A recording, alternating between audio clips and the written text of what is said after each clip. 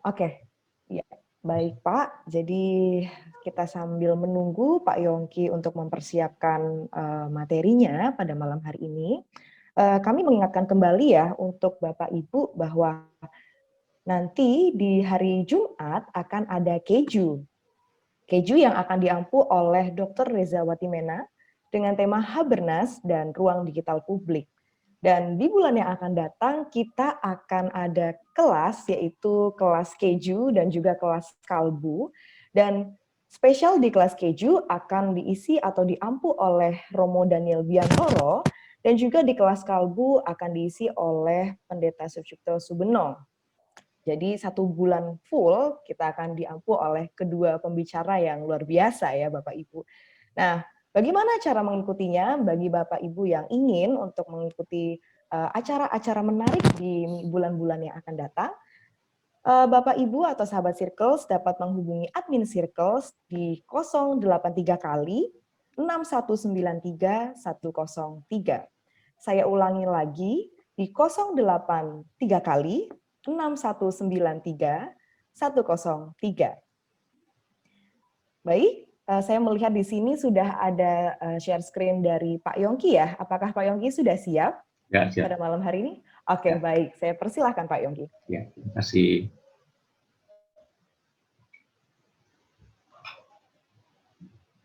Daniel termasuk orang Israel,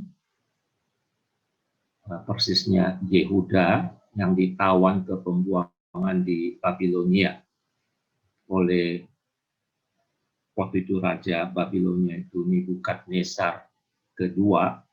Jadi ada Nebukadnezar pertama itu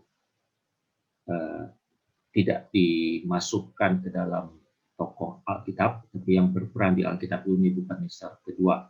Biasanya cuma disebut saja, yang memerintah selama 40 tahun kira-kira. Jadi pasukan Babilonia yaitu mengepung Yerusalem dan berhasil menaklukkan ibu kota kerajaan Yehuda. Katakan Yoyakim waktu itu rajanya ditaklukkan, dan di situ terlihat peran Tuhan. Tuhan menyerahkan Yoyakim, Raja Yehuda, ke tangan Nebukadnezar. Dan dalam penaklukan itu, beberapa orang Israel dari keturunan raja, yaitu kaum bangsawan, orang-orang muda yang tidak ada celah, berperawakan baik, yang memahami berbagai hikmat, jadi cerdas, berpengetahuan banyak, mempunyai pengertian tentang ilmu. Ini yang melatari Daniel. Di sini kita lihat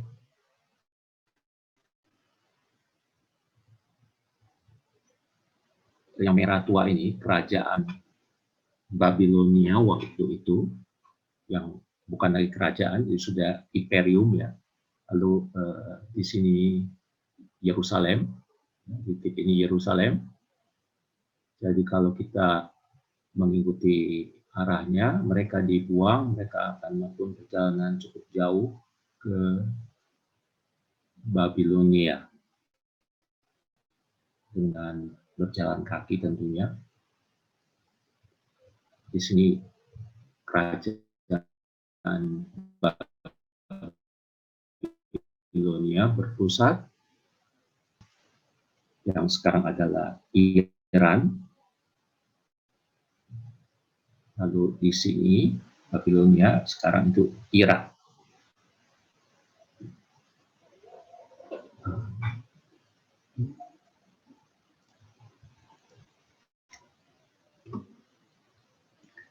Nah, sebutan untuk mereka yang ditawan itu adalah orang buangan, atau dalam bahasa Ibrani-nya Galut, tetapi dalam kitab Daniel Galu, karena teksnya kebetulan bagian yang memakai bahasa Aram, Galut, jadi mereka yang ditawan orang-orang muda itu disebut galut, orang buangan. Daniel dan ketiga kawannya, Misael dan Azaria, termasuk galut. Nah, berbeda dari politik perang bangsa-bangsa lain yang biasanya menjara, merampok, lalu sudah begitu ya. Politik perang Babilonia adalah menawan orang muda dari kalangan bangsawan. Itulah orang-orang yang bobot, bibit, dan bebetnya baik. Apa? Itu sebagai bahan SDM, sumber daya manusia, pejabat tinggi kerajaan Babilonia. Jadi ini sebuah jalan pintas rekrutmen pejabat berkualitas. Ini politiknya Babilonia. Kenapa mereka lawan orang-orang muda yang bobot, bibit, dan bebetnya baik. Dari pejabat istana kerajaan adik kuasa, superpower di Timur Tengah waktu itu, wah itu suatu hal yang terhormat.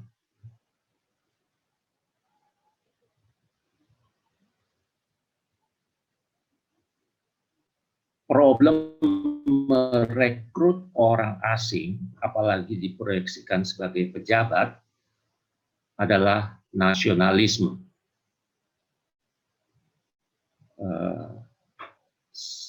Sekarang kita kenal nasionalisasi pemain sepak bola begitu kan, pesepak bola ya, dari Brasil, dari Argentina.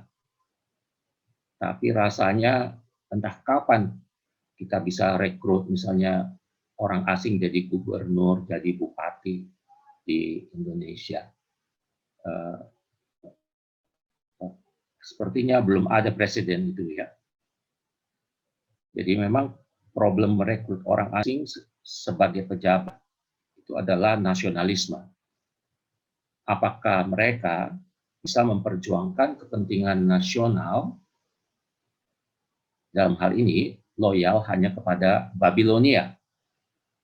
Jadi penguasa Babilonia sadar betul merekrut orang asing masuk ke lingkaran kekuasaan itu ada potensi masalah nasionalisme. Lalu bagaimana upaya penguasa itu? Penguasa Babilonia. Nah, untuk itu nasionalisme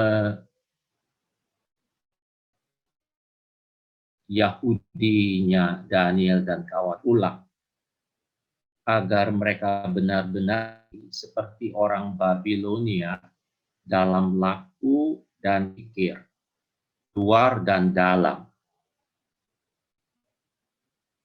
Itulah yang saya sebut dengan Babilonisasi. Sebentar, internet saya kurang stabil, saya mau matikan video saya dulu.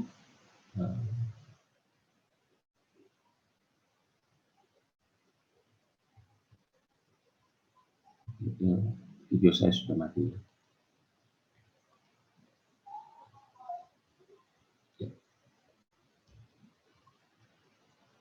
Ya, kita ke Babilonisasi tadi ya. Jadi bagaimana membuat orang-orang asing itu mempunyai pola pikir, loyalitas, perasaan seperti orang Babilonia.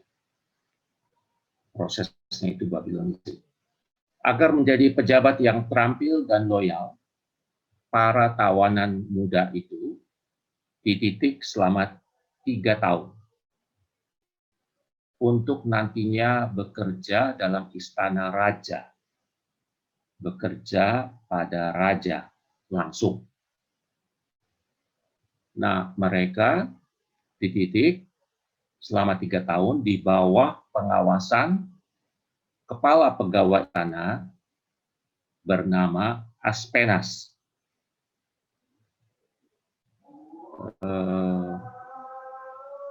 Kepala pegawai istana ya, chief official. Jadi dia kedudukannya tinggi karena ini kan pemuda-pemuda potensial yang akan menduduki jabatan tinggi. Sehingga yang mengawasinya pun juga bukan orang sembarangan. Aspenas.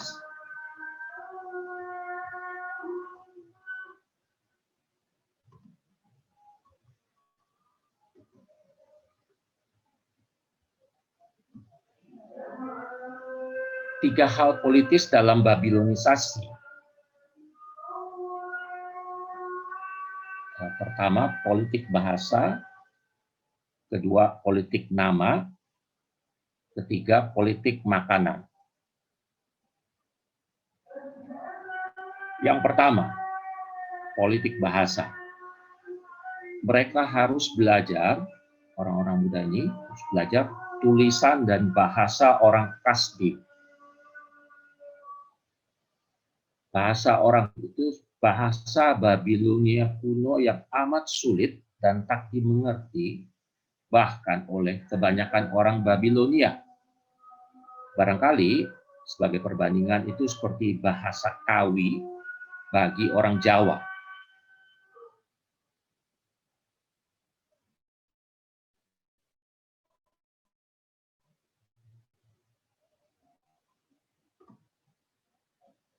Seperti inilah bentuk hurufnya,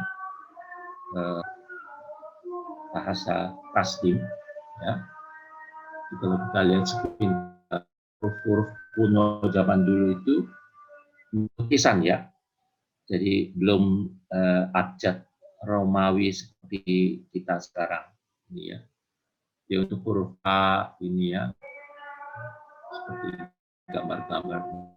Jadi sangat sulit ya untuk menyusun kata-kata dari huruf-huruf yang model ini. Karena itu perkembangan huruf-huruf menjadi huruf Romawi seperti KY ini itu adalah suatu kemajuan besar, sehingga orang jadi mudah untuk menulis maupun membaca.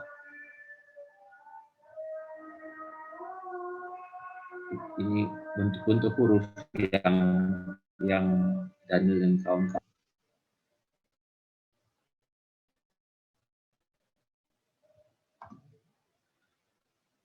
Mengapa penting bahasa Kasdim? Untuk mengerti kumpulan ramalan yang penting artinya bagi penguasa pada masa itu. Termasuk mempunyai pengertian tentang mimpi. Jadi kita lihat dunia perjanjian lama sejak Yusuf ya sampai Daniel itu dunia yang memandang penting mimpi. Tafsir mimpi menjadi penting, menjadi suatu keahlian. Dan penguasaan bahasa Kasdim diperlukan untuk mengerti kumpulan ramalan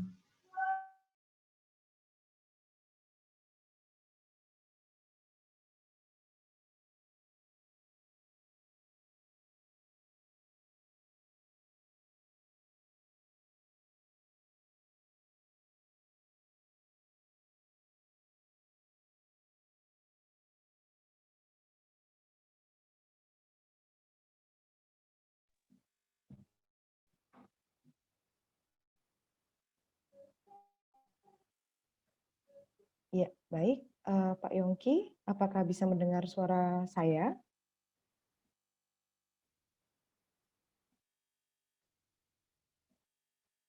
Ya, baik. Kita sepertinya mengalami kendala sinyal ya, Bapak Ibu. Pak Yongki mungkin akan kembali lagi dalam beberapa menit ke depan. Baik, sambil kita menunggu Pak Yongki kembali lagi ke dalam kelas, mungkin latihan hanya Sadrak, Mesak, dan Abednego.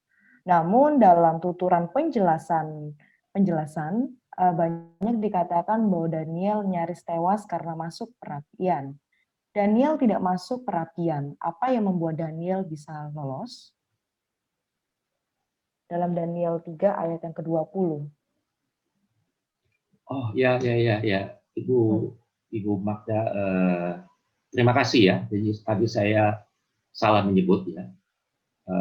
Daniel bukan nyaris tewas dalam perapian, tapi dia yang masuk gua singa ya.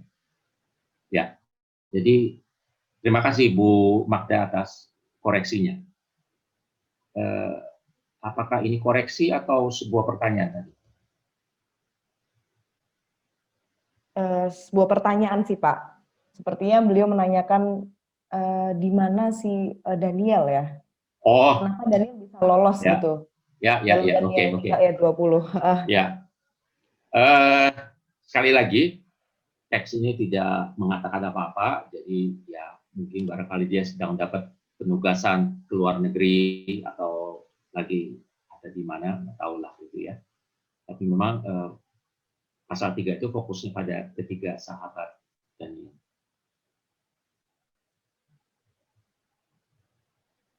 ya, oke. Oke. Sudah, Pak? Ya, sudah. Terima kasih Bu Magda. Wadah. Oke, mungkin kita ke penanya berikutnya ya, Bapak. Dari tanpa nama ya, Bapak.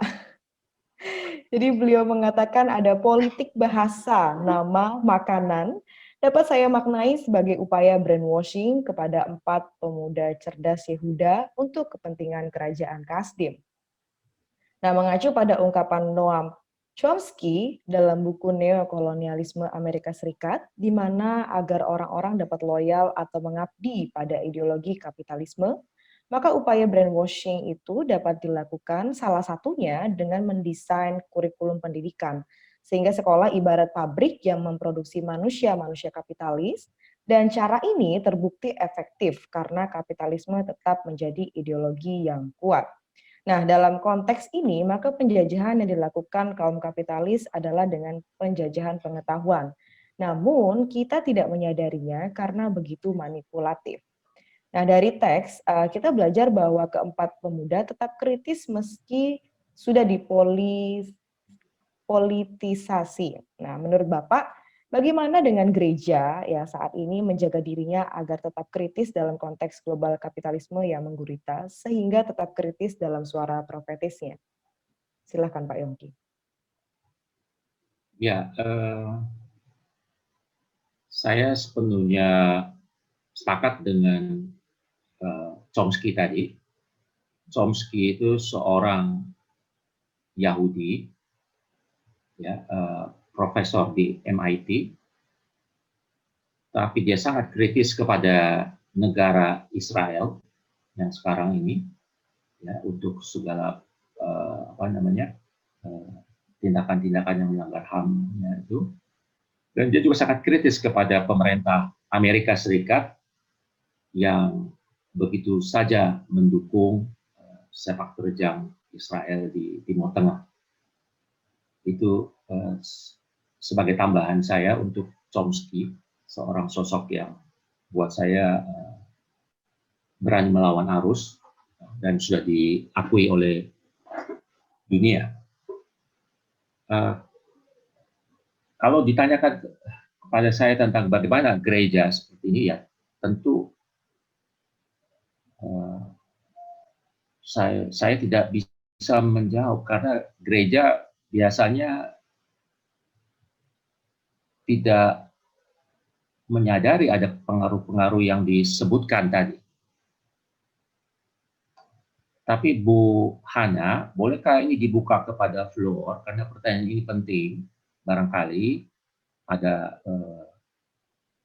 Bapak Ibu yang lain yang mempunyai pengalaman dan mempunyai pengetahuan yang bisa dibagikan supaya apa yang ditanyakan oleh ibu penanya tadi bisa mendapat jawaban yang atau arah jawaban yang lebih baik daripada yang saya tadi coba. Iya, baik Pak. Ya, boleh. Ya, Mungkin ada Bapak Ibu yang ingin menjawab ya pertanyaan dari Bapak tanpa nama. Coba bisa Atau ini nggak ulang pertanyaannya yang terakhir. pertanyaannya itu tentang menurut Bapak bagaimana gereja menjaga dirinya tetap kritis dalam konteks global kapitalisme yang menggurita, sehingga tetap kritis dalam suara profetisnya. Hmm. Hmm. Ya. Ya, silakan Ibu Bapak, kita belajar bersama. Ya, silakan. Mungkin ada Bapak Ibu yang ingin langsung menjawab, bisa raise hand. Raise hand pakai icon raise hand ya Pak ya, Bapak Ibu. Iya. Atau mungkin kita langsung ke penanya berikutnya, Bapak. Oke, kalau tidak ada, silakan. Mungkin saya akan memberikan pertanyaan kepada Bapak Yohanes Agolo. Bapak Yohanes Agolo, apakah masih bersama-sama dengan kami? Mungkin bisa dibantu unmute, Kak Minci.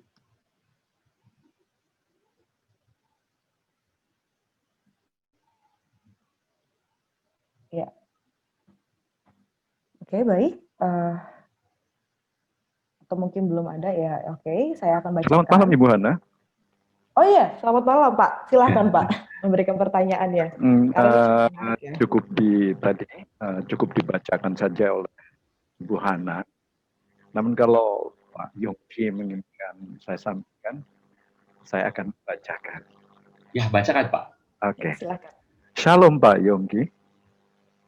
Kami melihat ada satu yang tertinggal di dalam penjelasan yang Bapak sampaikan. Bahkan dari tadi Bapak Insinyur Andreas berbicara tentang latar belakang religiusitas dari Daniel.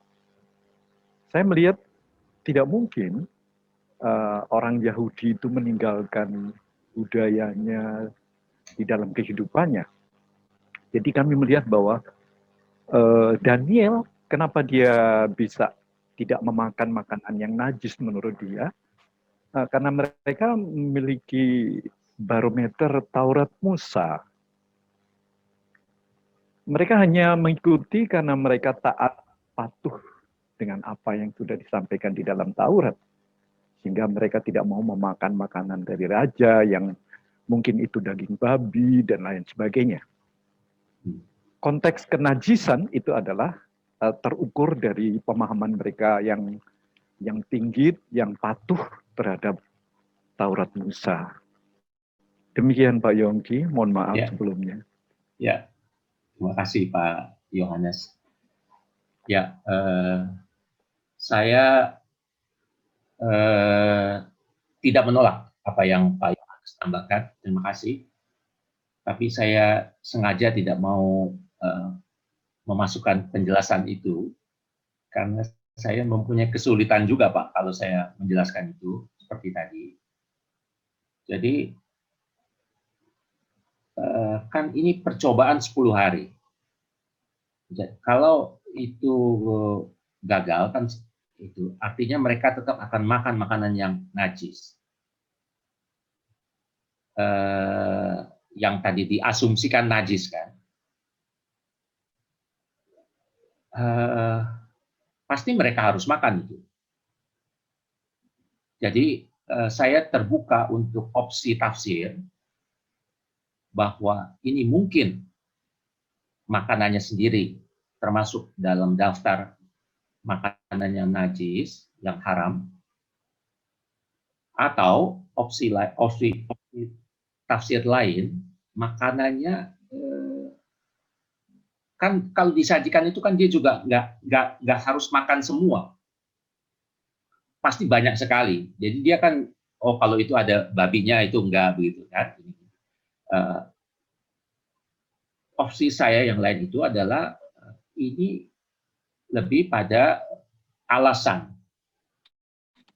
Dia tahu bahwa sebagai orang Timur soal keagamaan itu sesuatu yang penting, maka itu diajukan dan memang Aspenas pun langsung ngerti ya, bahwa itu satu alasan yang sah. Begitu Pak Yohanes penjelasan saya. Ya, makasih. Ya, baik. Terima kasih atas pertanyaannya Pak Yohanes. Benar-benar membuka kita ya untuk kita mendalami tentang Daniel ini ya.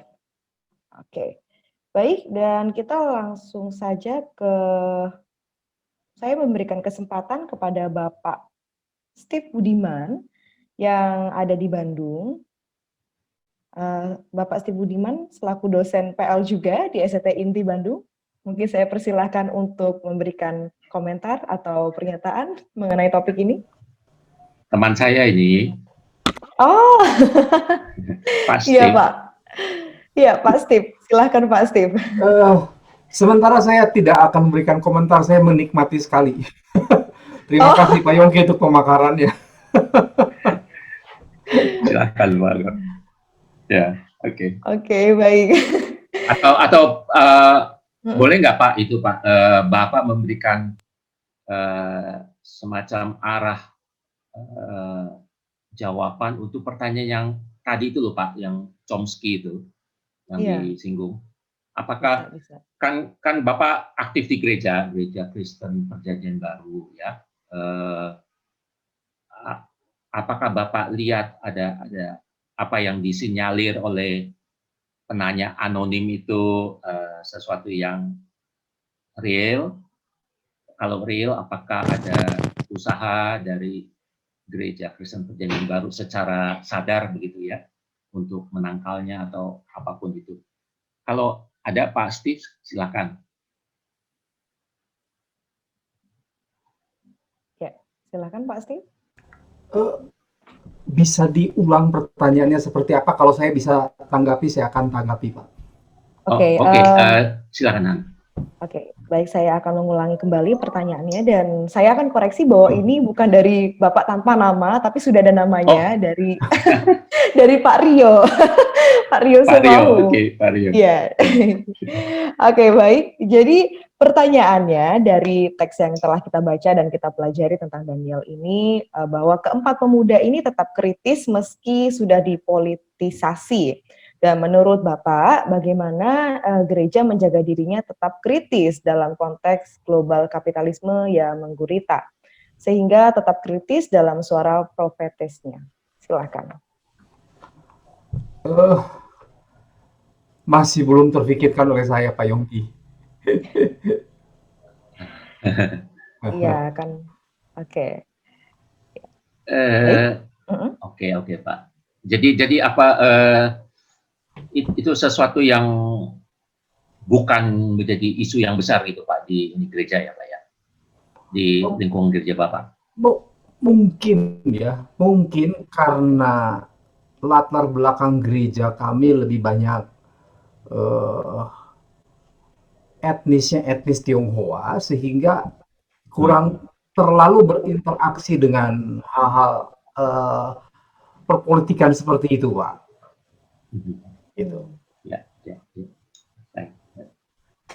Baik. Terima kasih. Itu yang bisa saya sampaikan. Ya. Tidak apa-apa Pak. Dan mungkin kita ke penanya berikutnya. Ya. Kita ke penanya Bapak. Sebentar. Oke, dari saya sudah. Oke, dari Pak Yason lagi. Jadi menurut Pak Yongki, inti kitab Daniel ini sastra apokaliptik atau soal politik Daniel ya? Atau secara keseluruhan saling melengkapi? Terima kasih Pak. Waduh, ini sastra apokaliptik atau? Ya. Atau tentang politik Daniel dan teman-teman. Tentang politik Daniel. Iya. Kalau tentang politik Daniel pasti tidak. Saya cuma sengaja mencari satu tema dan lebih khusus ke pasal 1 ya, menyoroti aspek politiknya. Kalau dia sastra apokaliptik itu saya kira sudah menjadi pengetahuan umum. Pengetahuan umum membaca kitab Daniel itu sebagai kitab yang lama, termasuk apokaliptik. Walaupun kalau kita membaca dengan teliti, sebenarnya apokaliptisismenya itu mulai pada pasal 7 sampai pasal 12. Sementara pasal 1 sampai 6 itu berarti separuh kitab itu narasi-narasi cerita-cerita yang sudah dikenal sejak sekolah minggu. Jadi apakah juga cukup fair kalau separuh kitab saja yang bernuansa apokaliptik, kemudian seluruhnya seluruhnya disebutlah itu kitab apokaliptik. Saya serahkan saja kepada ibu bapak sekalian. Ya, baik. Ya, baik. Mungkin ada bapak ibu yang ingin menanggapi lanjutan untuk pertanyaan ini. Kami persilahkan. Dan sambil menunggu, kita ke penanya berikutnya dari Ibu Pendeta Yana Tarigan. Mungkin bisa langsung saja ya diberikan pertanyaannya. Ibu Pendeta Yana Tarigan. Kami persilahkan. Baik, terima kasih Ibu Hana buat kesempatan ini. Selamat malam Pak Yongki. Ya, malam Bu Pendeta. Ya, terima kasih buat pencerahannya yang luar biasa ya. Tapi saya tetap mau bertanya nih Pak, mesti sudah dicerahkan. Silakan Bu. Jadi pertanyaan saya Pak begini, apakah kejadian di konteks Daniel itu bangsa Israel Yehuda itu dibuang ke Babel itu benarkah itu karena dosa-dosa mereka, ataukah itu memang bagian politik dari kekalahan atau kekalahan Israel Babel ya Pak ya, begitu. Yang pertama. Lalu yang kedua, apakah penolakan makanan yang dilakukan Daniel dan kawan-kawan itu bagian dari politiknya Daniel yang melawan pemerintah Babilonia Pak? Itu saja Pak. Terima kasih Pak. Ya, saya mulai dari yang nomor 2 dulu. Apakah penolakan makanan itu merupakan ungkapan melawan? Pasti tidak. Pasti tidak. Mereka tidak dalam posisi untuk melawan. Mereka tawanan. Tapi tadi saya pakai istilah mereka sudah kooptasi begitu rupa, artinya nama sudah diganti. Ya, mereka wajib belajar bahasa asing yang sangat sulit untuk menafsir mimpi-mimpinya orang Babilonia. Jadi mereka betul-betul 100% mau diarahkan orientasi hidup mereka itu hanya untuk Babilonia.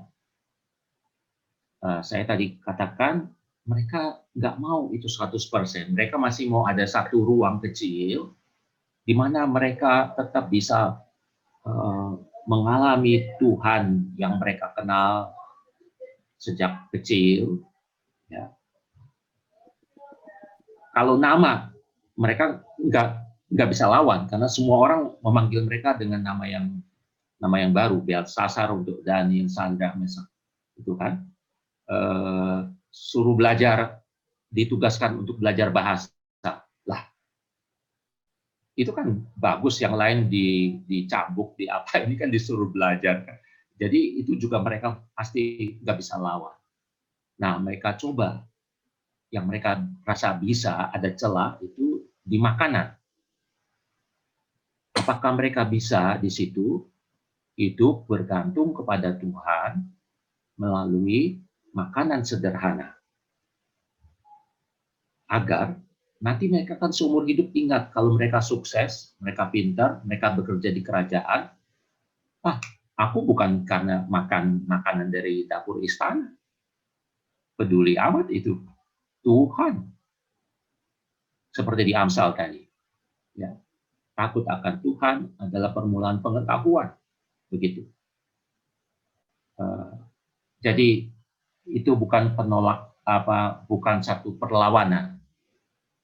Makanya dia ngomongnya pun dengan halus ya, tadi kan, memakai alasan keagamaan. satu alasan yang kurang lebih bisa dihormati oleh siapapun. Itu jawaban saya untuk nomor 2. Nomor pertama, iya, apakah itu kekalahan politik atau dibuang karena dosa mereka? Itu dua hal yang tidak bisa dipisahkan.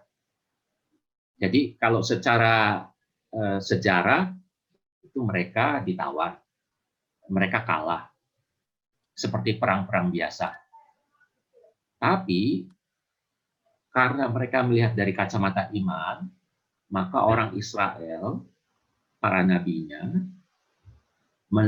menafsirkan kekalahan itu dan mengatakan itu ada hubungannya dengan dosa-dosa mereka. Itu ada hubungannya dengan ketidaktaatan mereka, sudah ditegur, berkali-kali diperingatkan oleh para nabi.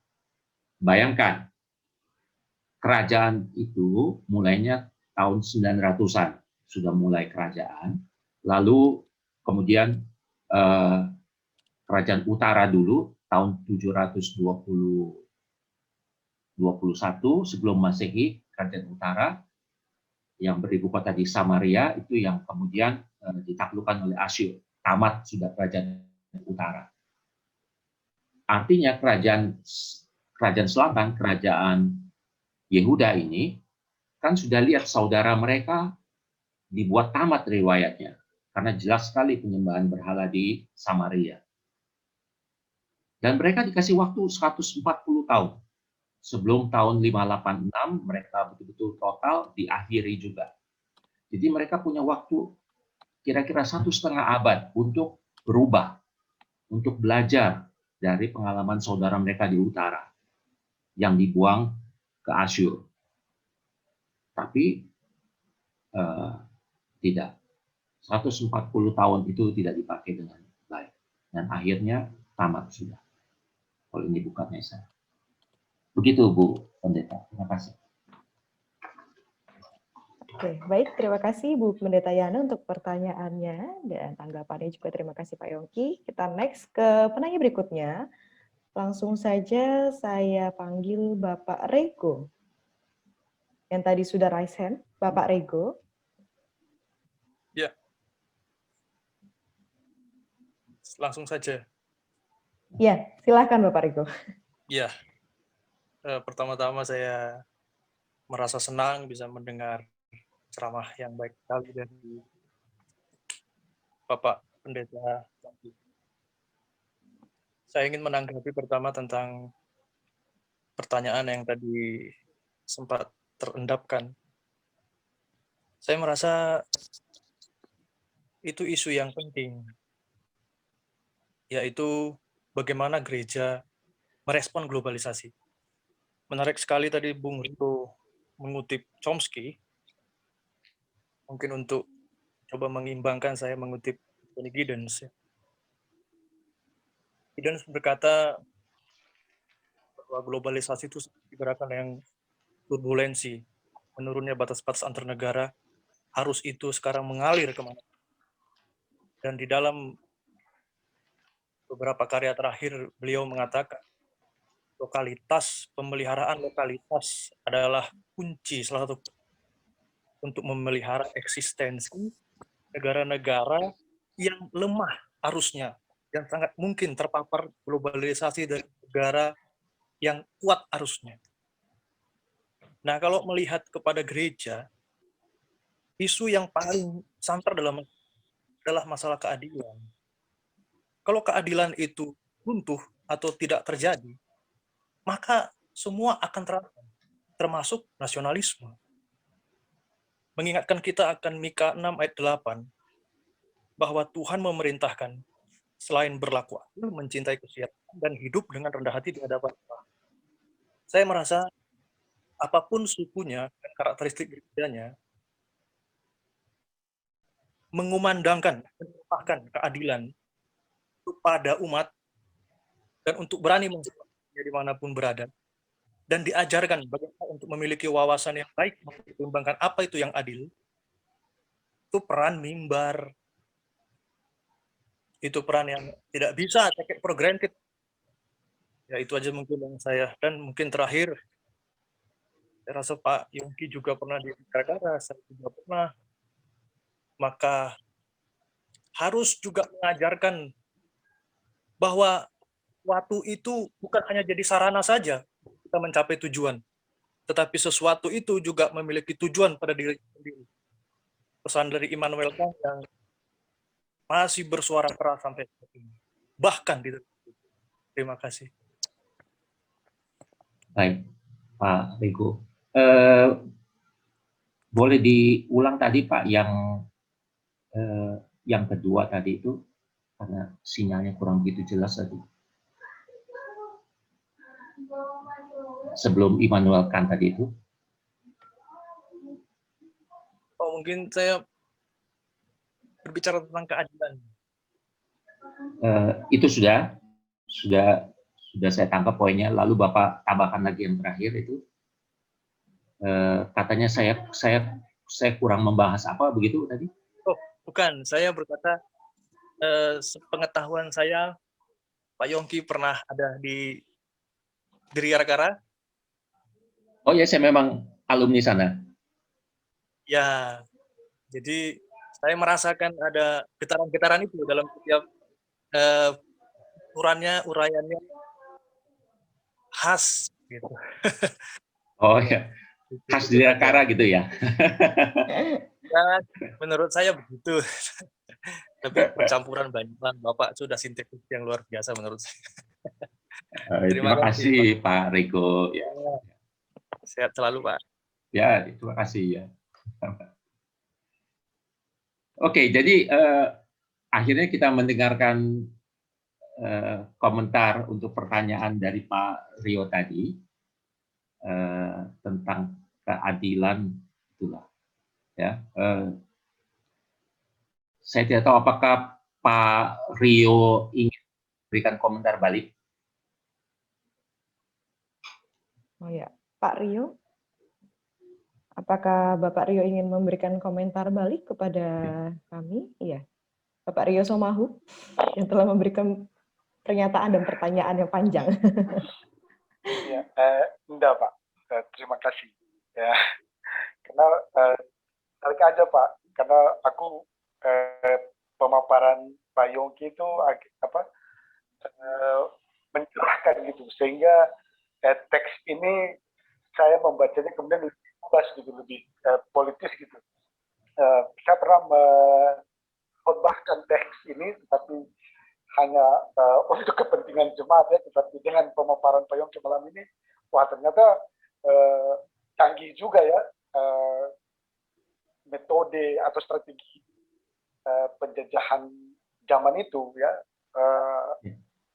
mengakomodir orang-orang cerdik pakai, lalu kemudian ada politisasi nama, politisasi makanan, politisasi bahasa, dan itu yang tidak saya lihat ketika menafsirkan teks ini Pak. Dan malam hari ini Bapak membuka mata saya dan saya tertarik untuk melihat itulah sedikit kaitannya dengan politik Pak. Terima kasih Pak, itu aja Pak. Oke. Ya, baik. Baik Pak Rio ya. Saya jadi teringat dengan negara Singapura.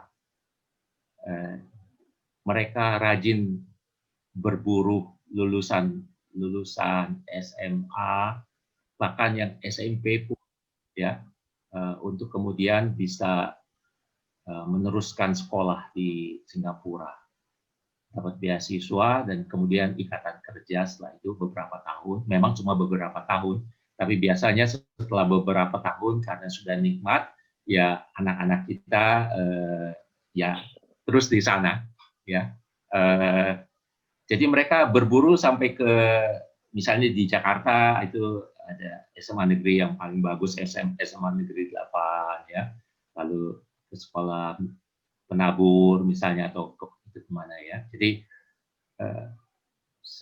ya itu untuk lain ya, mencari SDM ya, karena mereka ada masalah dengan banyak yang lambat kawin, atau kalaupun kawin lambat punya anak, jadi mereka perlu orang-orang muda yang potensinya bagus itu. yang paling dekat adalah Singapura, Indonesia, lebih lemah daripada Malaysia soalnya. Baik, terima kasih. Terima kasih, Pak. Ya, baik. Ini diskusi yang menarik sekali ya mengenai tadi yang telah dikatakan itu tentang penjajahan ya. Dan sekarang kita ke penanya berikutnya yang sudah raise hand dari tadi, ada Pak Tommy Valens. Ya, silakan Pak Tommy Valens.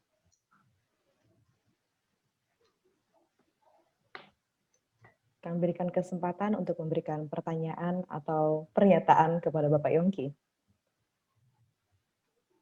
Kepada Pak Tommy. Ya. Selamat malam. Pak Tommy. Ya, selamat malam, Pak. Ya.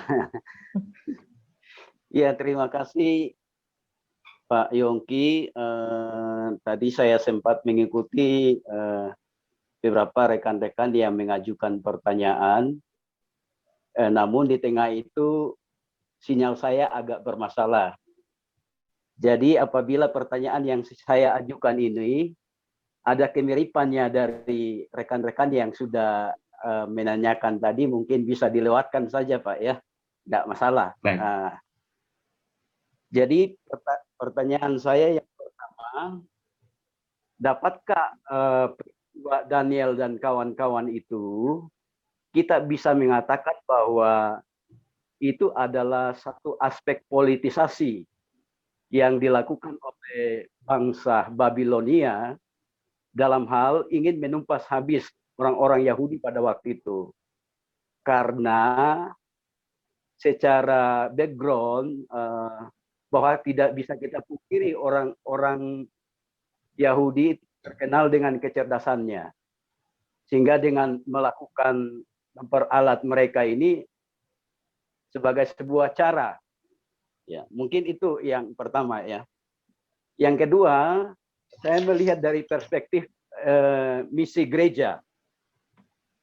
Dalam konteks bangsa kita yang sangat pluralis, melihat kisah dari Daniel ini, kita akan mengalami suatu sisi ambiguitas. Bagaimana misi gereja dapat diimplementasi dalam konteks bangsa kita. Di satu sisi, misi gereja tidak berorientasi pada tatanan politis, ekonomi, dan sosial, serta yang lainnya. Tapi di sisi yang lain, gereja turut memperjuangkan struktur politis, ekonomi secara utuh dalam konteks bangsa ini. Ya, sisi ambiguitas ini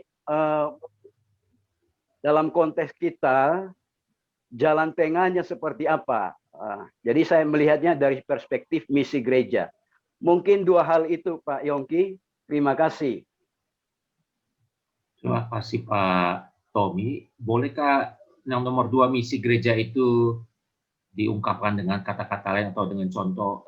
Saya kurang begitu menangkap Pak inti pertanyaannya. Atau Ibu Hana tadi sudah bisa menangkap? Ya, mungkin bisa Pak Tommy sendiri saja ya, supaya saya tidak salah tangkap. Iya, nggak apa-apa Pak Tommy. Silahkan Pak Tommy. Iya, jadi begini Pak, kita berhadapan dengan seperti yang Pak Yongki katakan, ada opsi tafsir ya. Jadi dari tiap kelompok gereja memiliki perspektif yang berbeda. Ada yang memang merekomendasikan para pejabat atau hamba Tuhan untuk bisa mengambil bagian sebagai stakeholder di bidang perpolitikan. Tetapi ada juga kelompok yang mengatakan bahwa tidak perlu kita menyentuh ke sana. Mungkin itu sisi ambiguitasnya Pak. Terima kasih. Ya, baik, terima kasih contoh konkretnya itu ya. Saya langsung saja yang ini tentang misi gereja. Kalau kasus Daniel ini kan Daniel terpaksa masuk dalam politik. Kalau pendeta sekarang ini kan tidak ada yang memaksanya masuk dalam dunia politik. Dan saya kira beberapa sinode sudah mengambil kebijakan kalau ada pendetanya yang menjadi caleg atau menjadi calon kepala daerah, maka dia harus keluar dari pengembalaan, artinya dia harus berhenti. Dia tidak boleh membawa nama gereja atau sinodenya. Karena dengan begitu nanti justru akan menjadi lebih rumit. Jadi dia harus keluar, dia sebagai pribadi, individual, Kristen, anggota jemaat mana, begitu ya, dia menjadi caleg atau calon kepala daerah. Mengenai apakah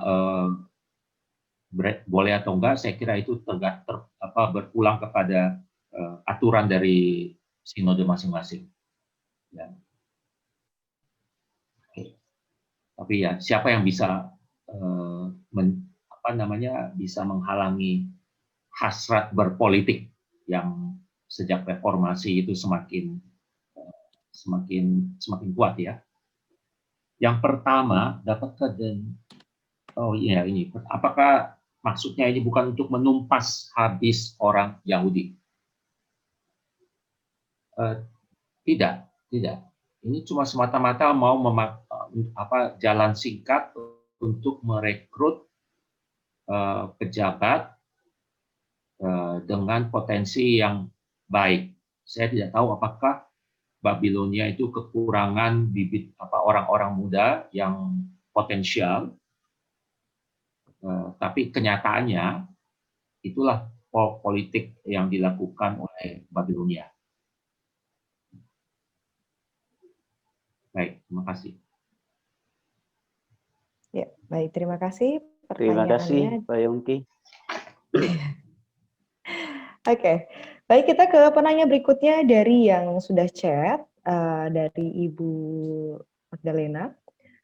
Pada masa pemerintahan Darius, dia menyebut nama Daniel dengan nama Ibrani Daniel. Jadi Darius ini menyebut nama Daniel dengan nama Ibraninya Daniel, dan bukan nama Babilonianya Belsazar dalam Daniel yang ke-6 ayat yang ke-26. Nah, masa Nebukadnezar dan Belsazar, nama yang dipanggilnya Belsazar. Hal apa yang menyebabkan nama Daniel sebagai nama Ibrani bisa muncul dengan kuat pada masa Darius? Terima kasih Pak Yongki sudah memaparkan dengan baik. Saya cek sebentar ya. Ya, Daniel 6 ayat yang ke-26. Itu mestinya bagian teks berbahasa Aram itu 6 ayat 26. Ayat 26, Pak.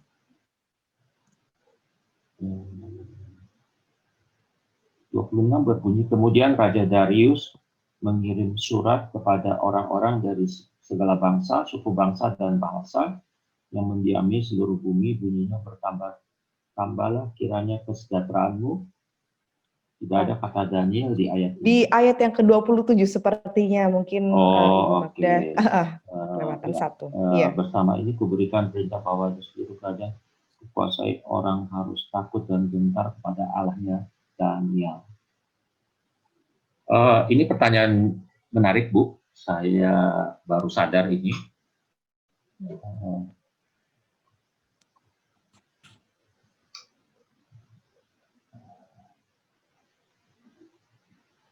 Saya tidak tahu ini seperti apa. Yang jelas Darius di sini bukan Raja Babilonia. Tetapi Darius di sini juga bukan Darius Raja Persia yang disebut nanti di kitab Hagai atau Zakaria. Maka Darius di pasal 6, di pasal 10 atau 11 Darius disebut lagi begitu ya. Di pasal 9 juga disebut itu.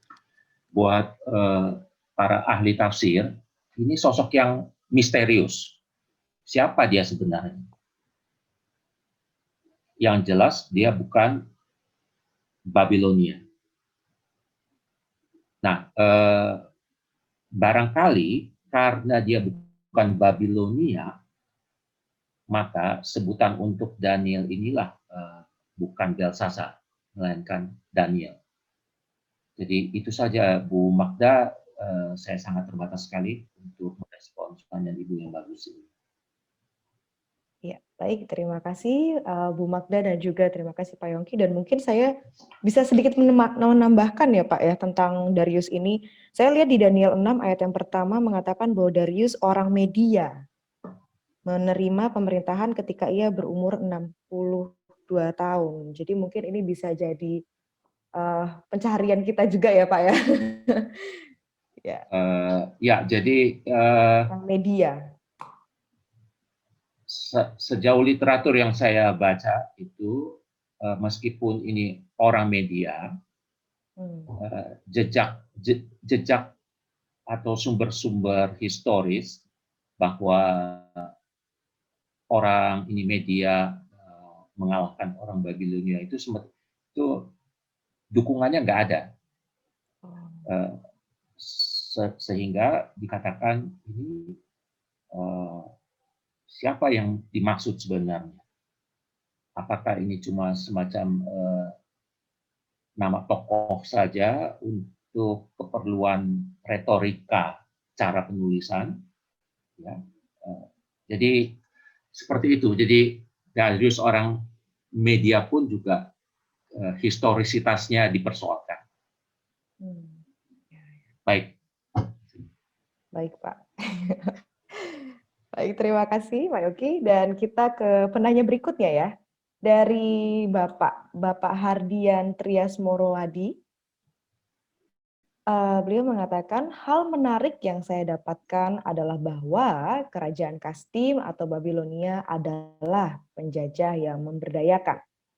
Sebab lawan yang telah ditaklukkan, yang direpresentasikan oleh Daniel dan lain-lain, ternyata mendapat peluang untuk berkiprah dalam pemerintahan.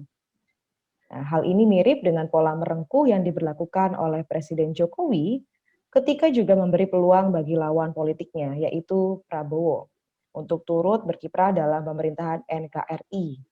Nah, pertanyaan saya, mengapa pola rengkuhan yang sama tidak terjadi dalam pola pemerintahan kerajaan-kerajaan Israel?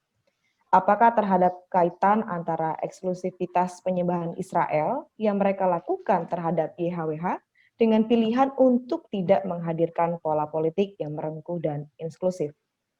Terima kasih. Sekian, Pak. Silakan. Politik merengkuh inklusif ya. Iya.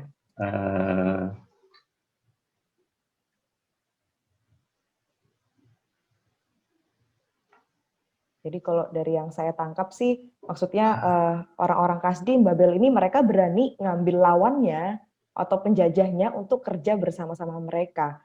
Sedangkan kalau dalam kerajaan Israel kok tidak seperti itu gitu. Padahal Israel kan juga waktu itu ya menjajah banyak tempat ya gitu, banyak negeri-negeri gitu. Enggak. Israel tidak menjajah banyak tempat. Kerajaan kecil saja itu. Tidak ada kebutuhan SDM yang banyak. Sementara Babilonia itu sudah sebuah imperium. Jadi bukan cuma kerajaan saja, tapi imperium. Sehingga dibutuhkan pejabat-pejabat di banyak wilayah-wilayah yang ditaklukkan. Saya hanya melihat di sini bukan merengkuh ya, tapi jalan pintas untuk mencari pejabat dalam waktu 3 tahun, menyekolahkan mereka, langsung siap bekerja sebagai bawahan langsung dari raja. Buat saya itu cukup jelas, ya. Jadi saya tidak memaknainya politik merengkuh, karena tidak terjadi persaingan yang ketat seperti Jokowi dengan Prabowo. Itu kan persaingan, kontestasi, lalu pertimbangannya itu kan terjadi pembelahan di masyarakat, ya. Jadi dengan pertimbangan yang pragmatis itu, maka Jokowi mengambil jalan memasukkan lawannya itu untuk sama-sama memerintah. Ya. Jadi saya kira tujuannya berbeda, lalu konteksnya juga berbeda. Kalau ini penaklukan ya, kalau dalam pemilu pilkada kan konteksnya bukan penaklukan, tapi kontestasi, bertanding. Itu saja penjelasan saya. Terima kasih. Oke, baik. Ya, terima kasih Pak Yongki Karman dan juga Pak Hardian yang telah memberikan pertanyaan. Jadi mungkin maksud saya, oke, baik, kita langsung ke penanya berikutnya. Mungkin ini menjadi penanya terakhir atau mungkin ada Bapak Ibu yang ingin menanyakan secara langsung mengenai Daniel ini. Jika tidak ada, saya akan ke pertanyaan terakhir dari Kak Gracia. Apakah kata Nathan, jika dikaitkan dengan kecerdasan Daniel, kecerdasan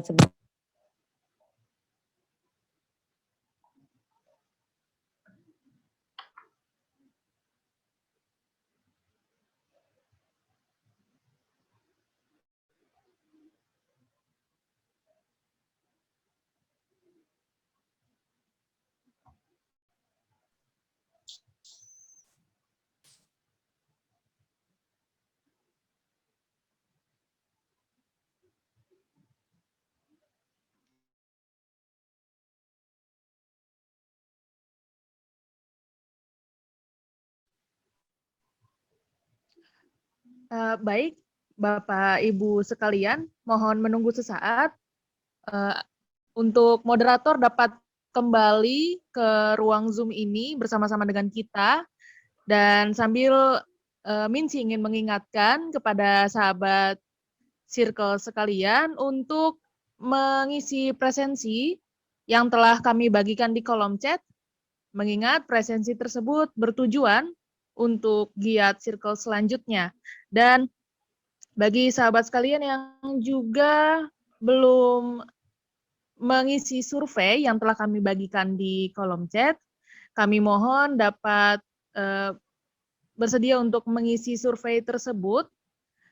Hal ini demi perbaikan giat Circles ke depannya. Dan sahabat sekalian yang pertanyaannya belum dapat kami akomodir untuk saat ini, kami mohon maaf karena keterbatasan waktu yang ada. Oleh sebab itu, sahabat sekalian boleh mengikuti kegiatan kami selanjutnya di hari Senin depan. Dan ada beberapa giat Circles juga, yaitu kalbu dan keju di bulan April.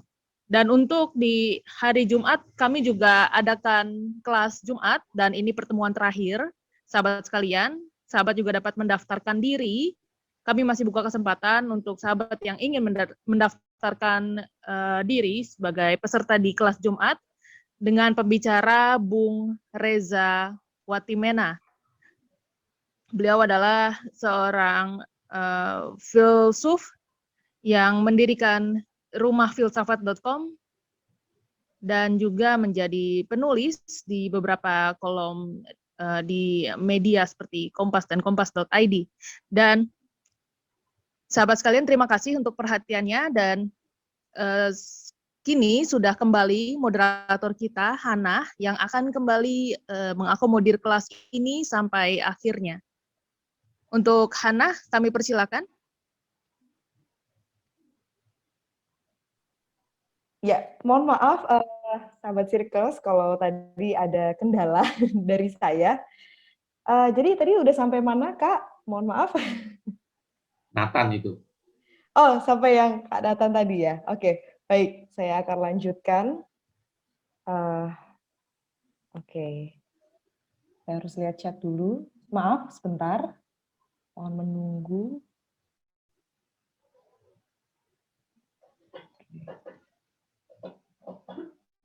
Oke. Apakah kata Nathan, jika dikaitkan dengan kecerdasan Daniel, kecerdasan sebagai karunia atau anugerah Allah, ya, kontradiktif atau menggugurkan yang selama ini banyak dikhotbahkan, bahwa Daniel dan teman-temannya cerdas karena hanya makan sayuran dan tidak makan makanan yang dihidangkan di meja raja dan minum anggur yang diminum raja. Silakan, Pak. Saya baru pertama kali ya mendengar kalau orang menjadi cerdas karena vegan gitu ya. Iya.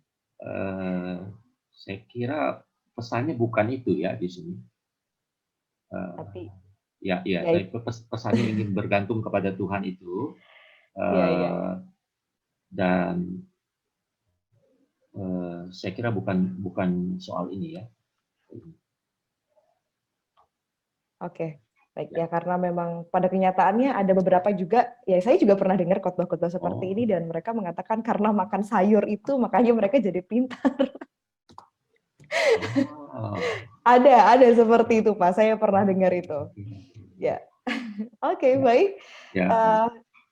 Jadi dari pertanyaan Ibu Gracia mengakhiri acara sesi kita, sesi tanya jawab kita pada malam hari ini. Dan sebelum menutup acara pada malam hari ini, mungkin saya berikan sedikit ruang untuk Bapak Yongki dapat closing statement.